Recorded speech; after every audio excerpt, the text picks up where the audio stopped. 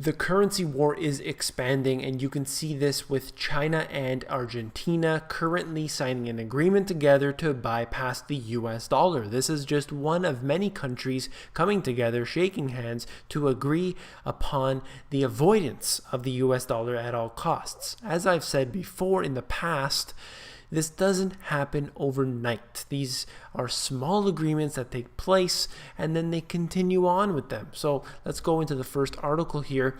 Argentina to get $1 billion in currency swap with China before the end of 2014.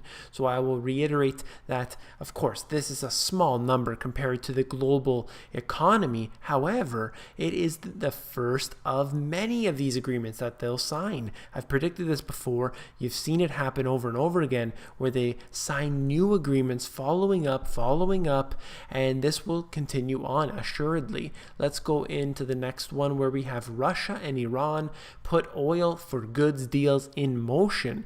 This is, if I get further into it, it says where details of a groundbreaking oil for goods swap between the two heavily sanctioned countries were revealed. So they're pushed up against a corner, and all that's doing, as I've said many times before, all that's doing is pushing them closer together. It pushes Russia and China together, Russia and Iran. The whole BRIC nations are basically deciding that they want to do business with each other versus having to do business with the US all the time.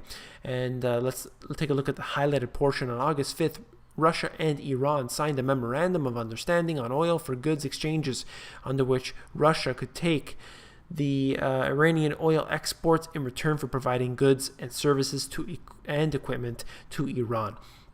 This really marks something that we've seen historically going back, where you have a barter trade. And why shouldn't they do exchanges like this if they can? Why pay the exchange rate when you simply don't have to? Why transfer your money into another currency when that is simply not necessary? And that's what they're thinking right now. They're going ahead with that at the moment, and this is going to continue to expand.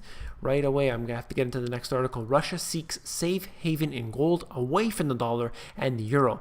They're pushed up against the corner, and what they're doing right now is choosing to purchase gold. They've actually been purchasing less U.S. treasuries, and they've been purchasing gold instead. The central banks around the world are doing this, as I wrote about in my book, where I said among this right here, I'll just say it right away, China is out to have more gold than America, and Russia is aspiring to do the same. I specifically said that. So right here at the top, I said central banks in various countries have started to increase their positions in gold by purchasing bullion in large quantities. Even the developing nations are purchasing billions of dollars worth of gold. And then I say how they're diversifying out of the US dollar slowly but surely. Let's go on. We have Ecuador's digital currency explained. And they're saying that, look, 40% of Ecuadorians don't even have a bank account. And then they basically make the case for this as the escape of the US dollar, because they use the US dollar in Ecuador right now. Many countries have a dual currency. Many countries, they really don't trust their own currencies. They use the US dollar as that. But that seems to be being displaced at the moment. And of course, this may not be a viable option for many. However, it does make you think really about it. Incomes, I wanted to get into this one here. Fed, under Obama, only the richest 10% saw incomes rise. The middle class is disappearing, and that's how America will die. When the American middle class dies, the whole country will die. And here, under Obama, the last few years, only the richest 10% saw that increase. So, if we go on quickly, IMF warns of the market fallout from a Scottish split. And Scotland isn't the only one that may split. There are many states in the US talking about seceding, and there are other regions around the world that have all talked about moving away from the dictatorial power that they feel, and this will undoubtedly happen if it is allowed to, of course. And this will ultimately bring more destruction to the world because it's so flimsy, it's so fragile right now. At least in a shorter term period, you're going to have a lot of volatility.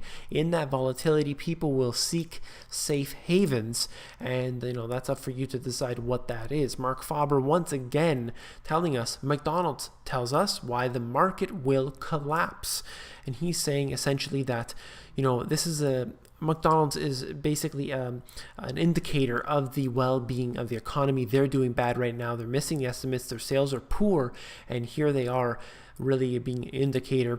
And to some degree, I do agree with this, of course, because they're one of those companies that ultimately people will buy up, people will go to, and that is not the case right now. At least we'll see where that heads in the future. My point here for this video is that the US economy is dying slowly. Here is just more evidence, and the ultimate threat to the US dollar is simply countries purchasing less and less of the US government debt. That will be the slow and utter decay of the US dollar.